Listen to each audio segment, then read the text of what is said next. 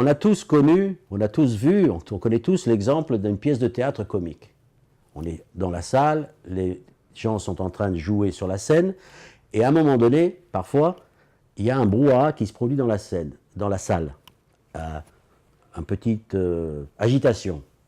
Et pendant un moment, on ne sait pas si ça fait partie du spectacle ou qu'est-ce qui se passe, etc. Jusqu'à ce qu'on se rende compte qu'en fait, le spectateur qui produit cette agitation, en fait, fait partie du spectacle. D'accord? Donc, c'est des effets comiques assez courants. La différence entre le théâtre et les médias, c'est qu'au théâtre, on finit par te le dire, que le type qui prétendait être un spectateur était en réalité un acteur. Et maintenant, c'est là où je veux en venir, c'est que de plus en plus, et même aujourd'hui ouvertement, les médias ne sont plus, les grands médias, ne sont plus dans le rôle du spectateur s'ils ne l'ont jamais été, faisant semblant d'observer la scène politique et de nous la rapporter, sont devenus en réalité des acteurs à part entière. Dans les médias professionnels, ils commencent comme des professionnels et finissent comme des militants, alors que dans les médias alternatifs, ils commencent comme des militants pour lancer le média, mais ils deviennent de plus en plus professionnels au fur et à mesure qu'ils avancent. C'est-à-dire que la courbe de fiabilité commence légèrement au fur et à mesure, commence à s'inverser, tout simplement. Donc c'est vrai qu'on est des militants, mais on est des militants qui avons un attachement à la vérité, un attachement aux faits, un attachement à une certaine refus de deux poids deux mesures, par exemple, que chez eux, ce n'est pas leur préoccupation principale. Les gens se croient beaucoup plus tolérants, beaucoup plus ouverts, beaucoup plus sensibles à la vérité que ceux qui sont en réalité. Lorsque l'on tente, nous, dans notre média, c'est même pas des ouvertures, c'est juste une introduction logique d'un point de vue dans des circonstances données, et on se rend compte que les gens réagissent parfois avec violence, et on t'accuse d'être pro, je sais pas quoi, alors que c'est de l'information, en fait.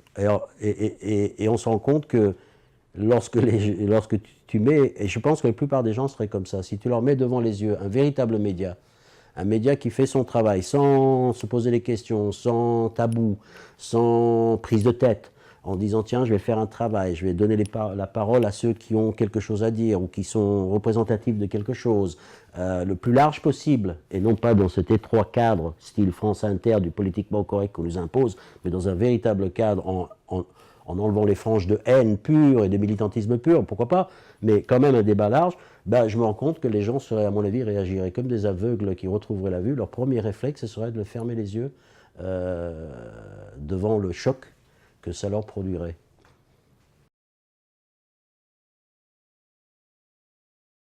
Une des premières lois mécaniques, c'est la vitesse de l'information va à l'encontre de la vérité. Plus l'information va vite et plus elle est fausse. Il y a une règle incontournable, une contrainte physique, mécanique, qui pour moi, qui est que le mensonge s'accommode parfaitement avec la vitesse, alors que la vérité exige du temps. Je constate, logiquement, que si la vérité est compliquée à trouver et que le mensonge est facile à énoncer, à formuler, il s'ensuit que détecter un mensonge est quand même plus facile que de trouver la vérité. Donc, règle numéro 1, détecteur de mensonges à mettre en place. Alors comment est-ce qu'on fait pour mettre en place un détecteur de mensonges, sachant que le détecteur c'est notre cerveau et que c'est notre cerveau qui est justement victime des mensonges. Donc c'est pareil, être un processus assez compliqué. Et comment savoir qu'on ne sait pas? Et comment détecter, etc. Donc moi j'ai intuitivement mis en place un mécanisme dans mon esprit qui vaut ce qu'il vaut. Je suis parti de l'image des astrophysiciens quand ils examinent le ciel. Ils nous parlent de ces objets célestes qui sont des trous noirs, qui par définition, les trous noirs duquel rien ne s'échappe, même pas la lumière. Donc, par définition, on ne peut pas les voir. Donc, comment on sait qu'ils sont là, puisqu'on ne peut pas les voir? Donc, comme ils font, c'est qu'ils le détectent par le comportement des objets environnants. D'accord? Lorsqu'un objet environnant se comporte de manière inhabituelle, ils savent qu'il y a quelque chose là qui est en train de le influencer, ça. Donc, voilà un trou noir. Il y a ce qu'ils appellent un trou noir. OK. Maintenant, il s'agit de détecter les trous noirs de l'information. C'est-à-dire que si tu n'es pas capable de détecter un mensonge tout seul, c'est des comportements, et par des comportements inhabituels auxquels il faut faire attention, que tu vas finir par repérer le mensonge médiatique, le trou noir de l'information. Alors je les ai classés intuitivement en deux catégories. Il y a les premiers que j'appelle des comportements atypiques, ou des comportements contre nature. Alors le comportement atypique, c'est quoi? C'est lorsqu'un journaliste ou un journal ou un média viole ses propres lois. C'est-à-dire que tous les médias fonctionnent un peu, grosso modo, si tu commences à discuter avec un journaliste ou si les lecteurs commencent à écrire à la rédaction pour protester, ils vont te répondre, nous, c'est simple, nous, on est pour l'équité du temps de parole, on est pour l'objectivité, etc. C'est ce qu'ils disent tous. Mais force est de constater que dans certains cas, mais il faut se fixer là-dessus, que dans certains cas, ça ne les touche pas plus que ça. Exemple typique que je présente souvent, pendant la guerre en Irak, contre lequel la France n'était pas en guerre, est-ce qu'on a entendu ne serait-ce qu'une seule fois, une seule, un interview de membres de la résistance irakienne contre l'occupation américaine? Jamais. Comportement anormal, ça aurait été dans un autre pays, on l'aurait entendu. C'est un comportement atypique. Donc, il y a quelque part là, c'est comme un capitaine d'un navire qui fait semblant de maintenir le cap, mais qui discrètement fait changer sa narrative. Et il faut le détecter en disant « Eh oh, mais qu'est-ce qui se passe là? Vous n'êtes pas en train de respecter vos propres règles. » Il va dire « Mais si, mais quoi, de quoi vous parlez ?» Il dit « Mais vous ne l'avez pas interviewé. » Ah. Et donc il y a un problème, c'est qu'il veut éviter un mur, il veut éviter quelque chose. Donc ça se désigne, ça ne révèle pas la vérité, mais ça te désigne un mensonge en cours. D'accord? Et puis il y en a d'autres comme ça, il y a les... comment j'appelle l'autre comportement atypique et les ruptures narratives.